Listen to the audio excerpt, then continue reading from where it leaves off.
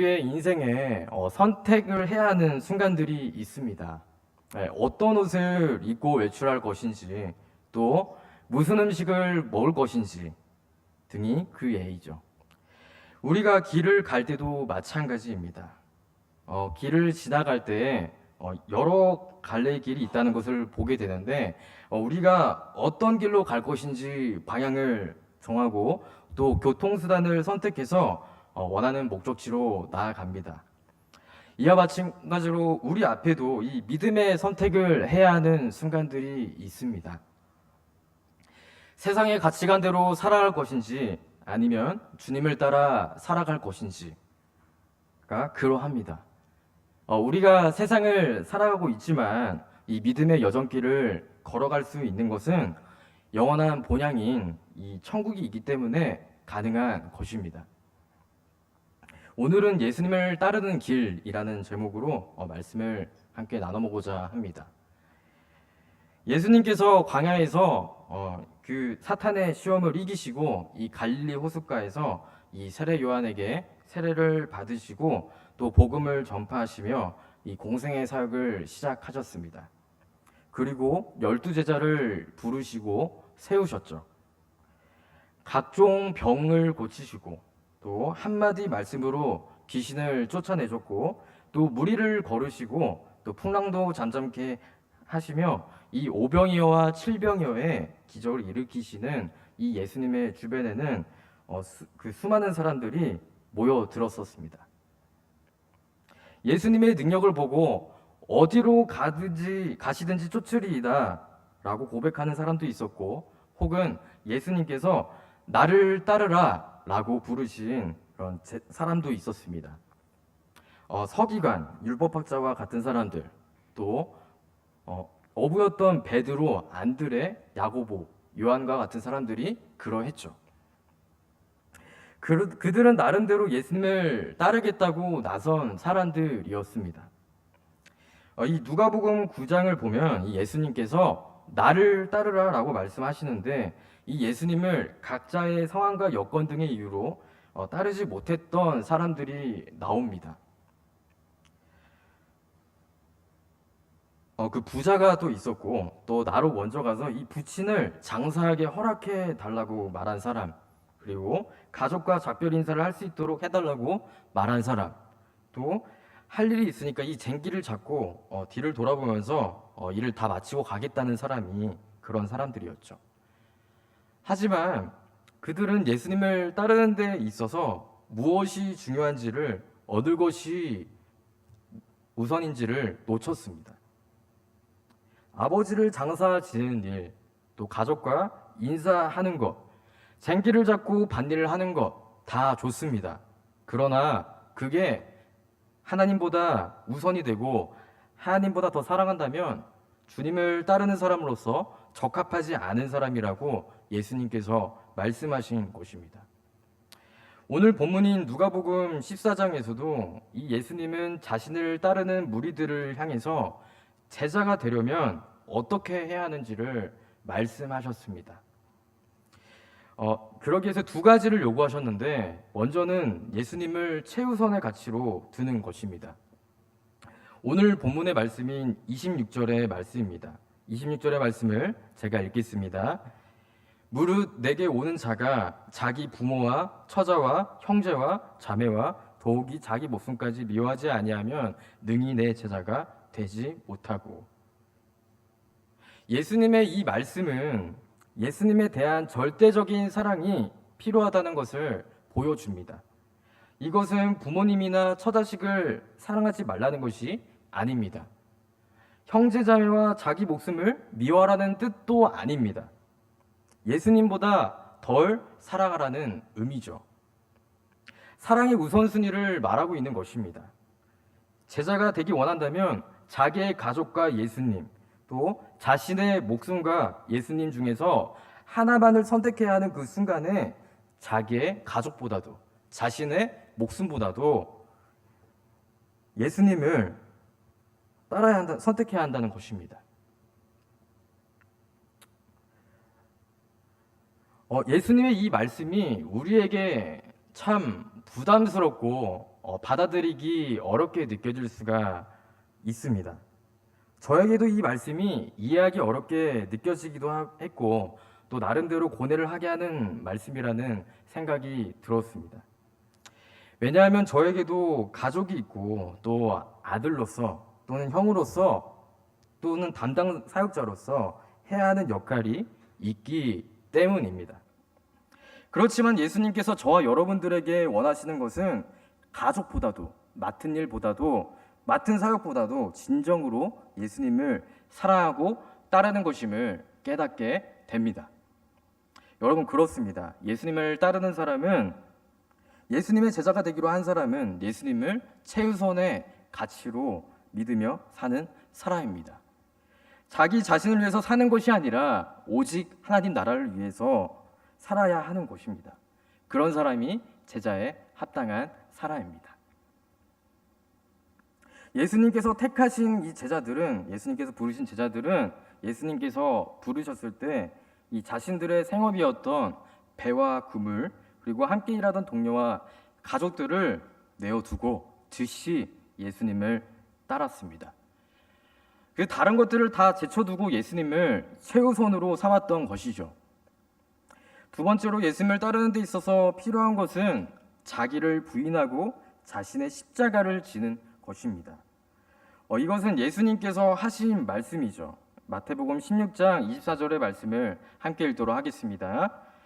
이에 예수께서 제자들에게 이르시되 아무든지 나를 따라오려거든 자기를 부인하고 자기 십자가를 지고 나를 따를 것이니라. 아멘. 오늘 본문의 말씀인 이 27절에서도 자기를 부인하지 않고 소유를 포기하지 아니하면 제자가 될 수 없다고 말씀하셨습니다. 누가복음 9장 23절의 말씀에서도 같은 말씀이 나옵니다. 또 무리에게 이르시되 아무든지 나를 따라오려거든 자기를 부인하고 날마다 제 십자가를 지고 나를 따를 것이니라. 아멘. 자기를 부인한다는 것은 자기의 생각, 또 욕망, 의지를 내려놓는 것을 말합니다. 자신을 포기하는 것을 의미합니다. 자기 자신을 쳐서 복종시키는 것입니다. 사도 바울도 나는 날마다 죽노라 라고 말하지 않았습니까? 자기 자신을 부정하는 것입니다. 나는 죽고 예수로 살겠다고 고백하는 것입니다. 자기 십자가를 진다는 것은 무엇입니까? 예수님을 따르기 위해 기꺼이 고난과 희생, 심지어는 죽음까지도 감내하겠다는 것입니다. 그런 결단입니다. 내 인생을 주님께 맡겨드리는 것입니다. 예수님을 따른다는 것은 무엇입니까? 예수님의 가르침과 삶을 본받아 순종하며 따라가는 것을 의미합니다. 이스라엘 백성들이 출애굽을 하였고 이 40년 동안 광야 생활을 했었습니다. 그리고 낮에는 구름기둥, 밤에는 불기둥으로 하나님의 인도를 받아 살며 이 약속의 땅 가나안으로 차근차근 나아갔습니다. 이처럼 우리 앞에도 예수님을 믿은 후에 예수님이 그 가신 길을 따라서 예수님을 따르는 과정이 남아 있습니다. 베드로전서 2장 21절에 그리스도이신 주님이 우리를 위해 고난을 받으셨고 우리에게 본을 끼쳐 그 자취를 따라오게 하려 하셨다고 나와 있습니다. 그렇다면 주님이 가셨던 그 자취, 예수님을 따르는 길은 무엇이겠습니까? 첫째로 예수님을 따르는 길은 고난의 길입니다. 예수님께서 제자들에게 자신이 예루살렘에 올라가 장로들 또는 대제사장들과 서기관들에게 많은 고난을 받고 죽임을 당하고 3일 후에 살아날 것이라고 이 고난을 예언하셨습니다. 이 말씀하신 그대로 주님께서는 고난을 받으셨습니다. 그리고 십자가에 못 박히셨고 3일 후에 부활하셨죠.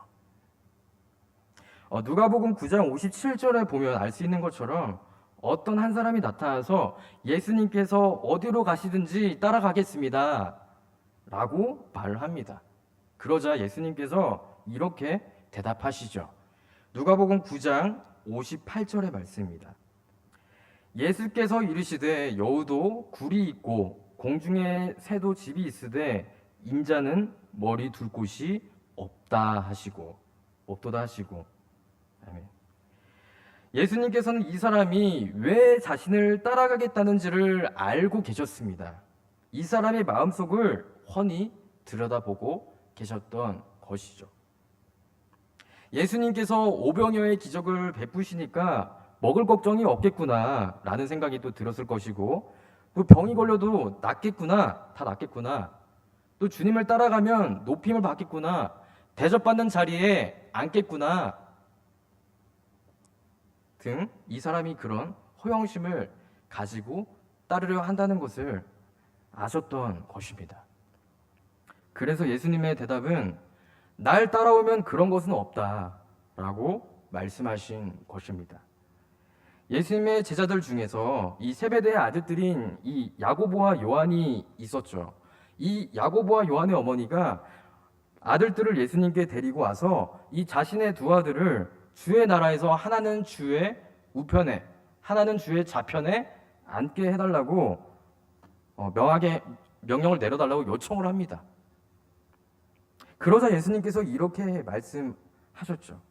너희는 너희가 구하는 것을 알지 못한다. 그래, 영광을 주겠는데 내가 마시려는 잔을 너희가 마실 수 있겠느냐 라고요. 그 잔은 바로 십자가를 의미합니다. 예수님을 향해 환호하고 열광하며 따랐던 사람들, 예수님의 기적을 보고 좋아했던 사람들이 많이 있었습니다. 그러나 그들은 제자가 아니라 팬에 불과했습니다. 팬은 어떤 사람입니까? 누군가를 열정적으로 좋아하는 사람입니다. 대상에 대한 지식은 있을지 모르지만 인격적인 사귐이 없습니다. 팬은 대상을 향한 그 선망과 환호는 있어도 그 헌신이 없습니다. 예수님을 열광하며 따르려 했던 팬들은 일이 잘 풀리고 그런 예수님의 기적을 보았을 때 예수님을 응원하면서 환호하면서 따랐지만, 예수님께서 잡히시고 십자가에 못 박히시게 되는 이 고난의 상황이 오자 그들은 언제 그랬냐는 듯이 다 흩어지고 돌아섰습니다. 사라졌습니다. 심지어 제자들조차도 도망갔습니다. 예수님께서 십자가에 못 박히시고 부활하신 뒤에 이 40일간 제자들과 함께 하셨고 하늘로 승천하신 뒤에 이 제자들은 그제서야 진정한 제자로 거듭나게 되었습니다. 예수님께서 말씀하신 것을 깨닫고 진정으로 예수님을 위해서 자신의 인생을, 목숨을 기꺼이 바치는 제자의 삶을 살다가 순교했습니다. 제자는 그런 사람입니다.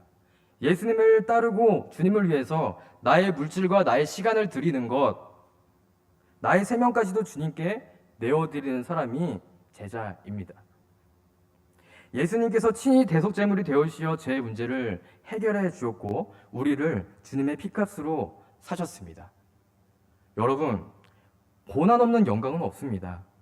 수고하지 않고 열매를 거둘 수 없듯이 주님을 위해 조금 더 희생하지 않는 사람은 절대로 상을 받을 수가 없습니다.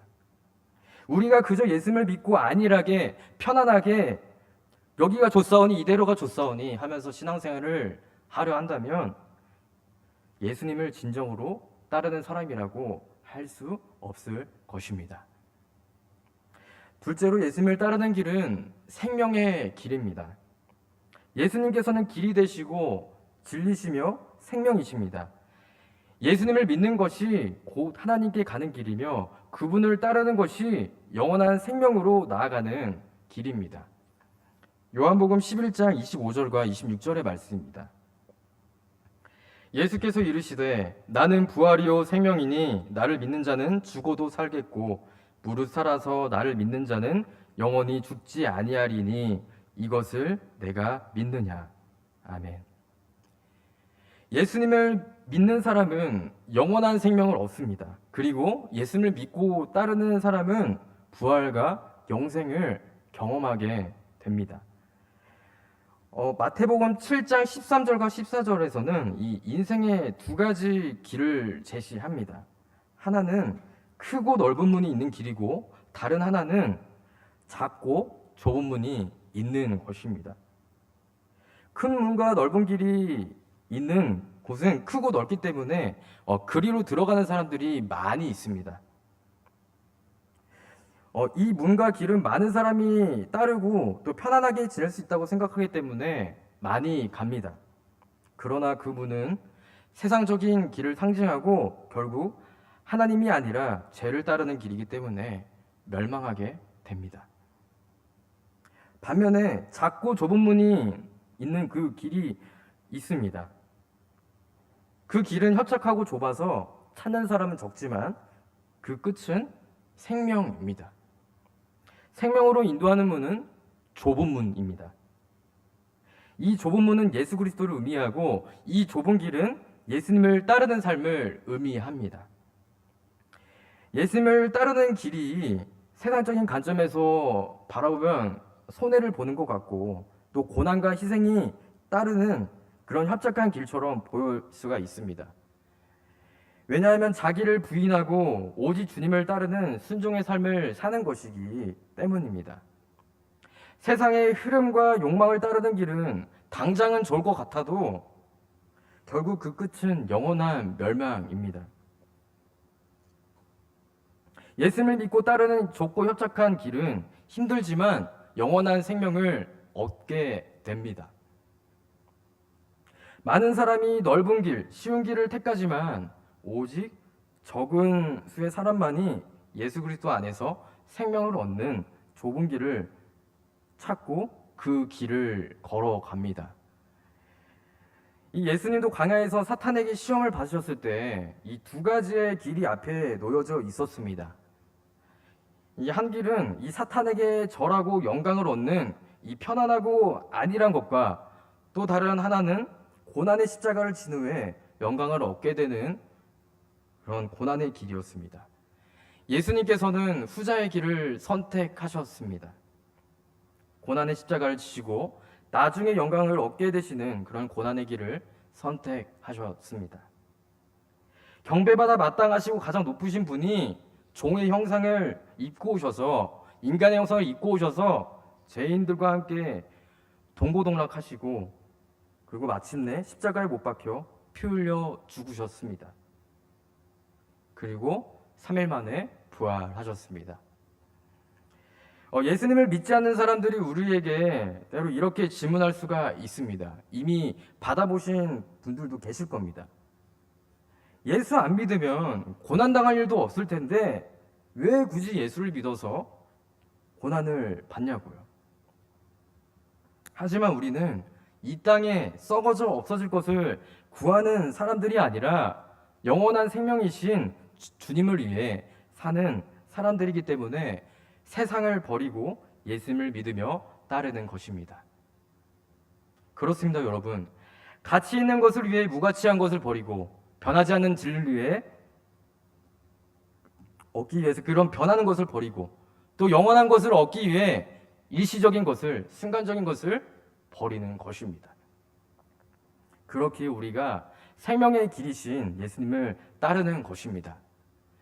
예수님께서 우리에게 약속해 주신 그 약속의 말씀이 있습니다. 마가복음 10장 29절과 30절의 말씀입니다. 마가복음 10장 29절과 30절의 말씀을 읽겠습니다. 예수께서 이르시되 내가 진실로 너희에게 이르노니 나와 복음을 위하여 집이나 형제나 자매나 어머니나 아버지나 자식이나 전토를 벌인 자는 현세에 있어 집과 형제와 자매와 어머니와 자식과 전토를 100배나 받되 박해를 겸하여 받고 내세의 영생을 받지 못할 자가 없느니라. 그렇습니다, 여러분. 이 땅에서의 삶이 끝이 아닙니다. 이 세상이 끝이 아닙니다. 우리가 이 땅에서 천년만년 오랫동안 계속 살 수 있는 것도 아닙니다. 우리의 인생은 나그네와 같습니다. 인생의 여정을 마치고 죽으면 그것으로 끝나는 게 아닙니다. 하나님의 심판과 두 가지의 길이 기다리고 있죠. 바로 사망의 길과 생명의 길입니다. 지옥과 천국이 바로 그러합니다. 세상 쾌락에 빠지고 욕심에 끌려서 마음대로 편하게 살다가 지옥에 가는 인생이 있고, 예수님을 믿고 주님을 따라 살다가 천국에 가서 영생을 누리며 하늘 상급을 받는 인생이 있는 것입니다. 셋째로 예수님을 따르는 길은 기쁨의 길입니다. 어부였던 제자들이 예수님께서 나를 따르라 라고 말씀하셨을 때 그물과 동료들과 가족들을 두고 즉시 따르지 않았습니까? 그들에겐 예수님을 따르는 기쁨이 있었던 것입니다. 이 기쁨은 일시적인 것이 아니라 영원한 것입니다. 예수님과 함께 하는 것만으로도 제자들은 이 기쁨을 경험했을 것입니다. 마음껏 누렸을 것입니다. 예수님께서 제자들에게 가르치시면서 주님의 기쁨이 가득하길 바란다고 말씀하셨습니다. 요한복음 15장 11절의 말씀입니다. 내가 이것을 너희에게 이름은 내 기쁨이 너희 안에 있어 너희 기쁨을 충만하게 하려 함이라. 아멘. 당시의 제자들은 이 예수님의 말씀을 100% 이해하지는 못했으나 예수님께서 승천하시고 진정한 제자로 거듭났을 때 이 기쁨을 누리면서 살았습니다. 주님께서 주시는 이 영원한 기쁨을 누리시는 저와 여러분들이 되기를 원합니다. 그 19세기 중국 내지 선교회를 창설하였고 또 이 중국의 중국 선교의 아버지, 중국 선교의 선구자라고 불렸던 이 50년 가까이 선교사로 사역했던 허드슨 테일러라는 선교사님이 있었습니다. 선교사님의 사진을 한번 띄워주시겠습니까? 감사합니다. 그는 영국 반슬리에서 태어나 17살에 회심했고 또 22살 때부터 부모님의 곁을 떠나서 중국 복음화의 소명을 품고 이 소천하는 73세 때까지 약 50년 동안 하나님께서 중국 민족을 구원하여 제자로 길러내신 일에 헌신했습니다. 중국의 옷을 입고 다니며 중국의 언어와 글도 사용할 정도로 그는 중국을 많이 사랑했습니다. 배를 타고 중국의 대운하와 수로에서 설교를 하면서 성경을 배포했습니다. 또 영혼 구원의 열정을 가지고 사역했습니다. 비록 중국에서 걸린 병 때문에 맏딸과 두 아들을 잃었고 또 아내마저 죽게 되는 아픔을 겪었음에도 그는 여전히 중국에 남았습니다.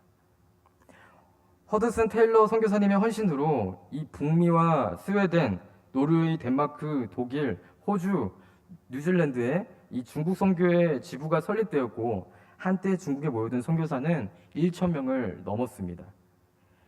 1900년 5월 중국에서 이 의화단 사건이 전국을 휩쓸었을 때는 이 135명의 선교사와 53명의 선교사 자녀들이 살해되었었는데 이 대부분이 같은 선교회 소속의 선교사님들이었습니다. 그에게 있어 뼈아픈 아픔이었죠. 의화단 사건이 지난 뒤 1902년 그는 선교회 대표직을 사임하고 영국으로 돌아갔다가 1905년 그는 73세의 나이에 아들과 며느리를 데리고 이 중국을 향했습니다. 중국의 기독교인들은 그 허드슨 테일러를 사랑과 존경심으로 영접해 주었고 어디로 가든 그를 중국의 은인이라고 불렀습니다. 여러 선교 본부를 방문한 후에 그는 이전에 배타적인 지방이었던 이 후난성의 장사에서 이 73세의 나이로 일생을 마쳤습니다. 허드슨 테일러는 예수님을 따르는 길이 기쁨의 길이라는 것을 잘 알고 있었고 몸소 체험한 사람이었습니다. 주님을 따르는 길이 때론 힘들고 어렵지만 정말 가치 있고 의미가 있는 것으로 여겼습니다. 이 예수를 따르는 길이라는 책에서 허드슨 테일러 선교사님은 이렇게 말했습니다. 하나님의 일처럼 보상이 큰 일도 없고 하나님처럼 그렇게 충실히 보장해 주시는 분도 없다. 요백의 시련을 주신 하나님은 또한 필요한 은혜도 주셨다. 하나님을 위해 살아가는 것만큼 가치 있는 것은 없습니다. 주님께서 부어주시는 은혜가 있기 때문에 우리는 그 어떤 환난도 그 어떤 시련도 고통까지도 감내할 수 있는 것입니다. 고난의 길을 또 좁고 힘든 그 십자가의 길을 예수님께서 먼저 걸어가셨고 영원한 생명과 기쁨을 약속해 주셨기 때문에 우리는 기꺼이 걸어갈 수 있는 것입니다. 제 얘기를 잠깐 하는 게 좀 조심스럽지만 제 이야기를 잠깐 하자면 지금으로부터 7년 전인 2018년 신학교 3학년 과정이 끝나갈 무렵에 당시에 저는 이 미래에 대한 걱정이 많이 있었습니다. 군대를 갔다 오고 복학생 시절에 2017년과 2018년 2년 동안 저는 이 알바와 근로를 하면서 동시에 공부를 했었습니다.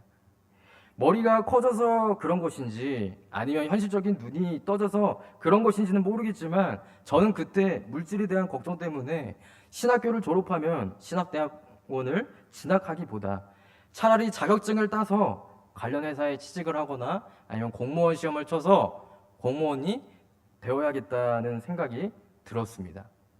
그러다 보니까 믿음은 점점 떨어져 갔었고 하나님에 대한 의심이 커져 갔습니다. 그해 10월 말 학부 동급생들은 제주도로 졸업여행을 갔고 저는 당시 여행 경비를 마련할 돈이 없었기 때문에 저는 가지 못했습니다. 대신에 후배 동생의 권유로 이 유명 찬양 사역단체인 이 마커스 모교 찬양 집회에 가게 되었습니다. 이 집회에서 찬양과 기도를 드리는데 하나님께서 저를 만나 주셨던 것이었습니다. 그리고 걱정과 불안으로 가득했던 저에게 확신과 평안의 마음을 주셨고 주님을 향한 그 믿음을 굳게 가지라고 말씀하셨습니다.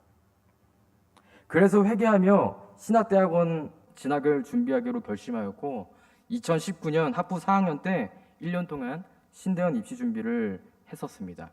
그리고 1년 뒤인 2020년 주님의 은혜로 신학대학원에 합격해서 그때부터 사역자가 되었습니다. 지금도 부모님께서 저에게 이렇게 종종 질문을 하실 때가 있습니다. 영광아, 너는 하나님의 부르심의 확신이 지금도 있니?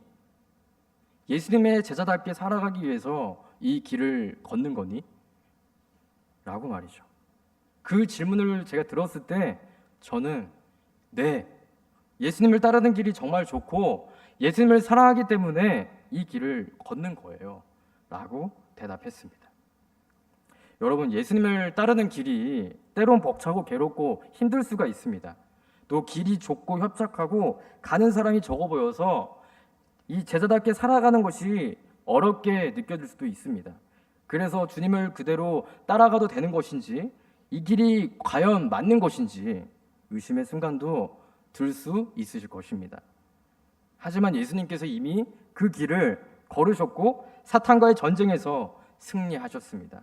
그리고 예수님께서 우리에게 영생과 소망을 약속해 주셨습니다. 히브리서 12장 2절의 말씀입니다. 이 말씀을 함께 읽겠습니다. 시작. 믿음의 주요 또 온전하게 하시는 이인 예수를 바라보자. 그는 그 앞에 있는 기쁨을 위하여 십자가를 참으사 부끄러움을 개의치 아니하시더니 하나님 보좌 우편에 앉으셨느니라. 아멘. 사랑하는 아름다운 교회 성도님들, 예수님을 바라보고 나아가십시오. 우리 주변에 있는 사람, 환경, 문제를 바라보면 이 걱정과 좌절 가운데 빠질 수밖에 없을 것입니다. 우리가 믿음의 주시오 온전하게 하시는 예수님을 바라볼 때 우리는 기대와 소망을 품으며 이 세상을 넉넉히 이기며 살아갈 수 있습니다. 육신이 지치고 마음이 괴로워 힘드신 분들이 계십니까? 또 다른 사람들에게 말하기 어려운 문제나 고민이 있으십니까? 물질이나 재정으로 인해 낙심되는 분들이 계신가요? 그렇다면 주님께 다 맡기며 나아가시기를 바랍니다. 길이시고 진리이시고 생명이신 주님께 우리가 나아가 우리의 모든 것을 맡겨드린다면 주님께서는 우리를 책임지실 뿐만 아니라 우리에게 감당할 수 있는 세임과 능력을 부어주실 것입니다.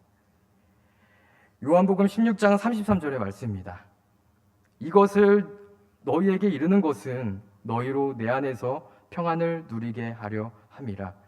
세상에서는 너희가 환난을 당하나 담대하라. 내가 세상을 이기었노라. 아멘. 그렇습니다. 주님께서 세상을 이기셨습니다. 우리가 어떤 환난이나 어려움을 당해도 주님이 우리와 함께 하시기 때문에 우리는 주님이 주시는 참 평안과 기쁨을 누릴 수 있습니다. 포도나무가 가지에 붙어 있듯이 우리가 주님 안에 거할 때 우린 주님과 함께하는 영원한 기쁨을 경험할 수 있는 것입니다. 하나님은 우리의 영원한 아버지가 되오시고 또 우리는 영원한 하나님의 자녀들입니다. 주님께서는 우리를 고와 같이 내버려 두지 아니하시고 우리에게 오시며 함께 하시겠다고 약속해 주셨습니다. 사람들에게 인정받지 못하더라도 또 하나님께서 우리를 인정해 주시고 이 세상에는 가진 것이 없을지라도 하나님께서 그 하늘의 많은 상급을 주시겠다고 약속해 주셨습니다. 우리를 사랑하셔서 구원의 선물을 주셨고 하나님과 맡겼던 남을 허물어 주신 예수님을 따라 그 길을 걷는 저와 여러분들이 되시기를 소망합니다. 그래서 믿음의 길을 끝까지 걸어가셔서 주님을 만나 뵈어 영원한 기쁨을 누리시기를 주님의 이름으로 축원합니다. 아멘. 다 같이 기도하시겠습니다.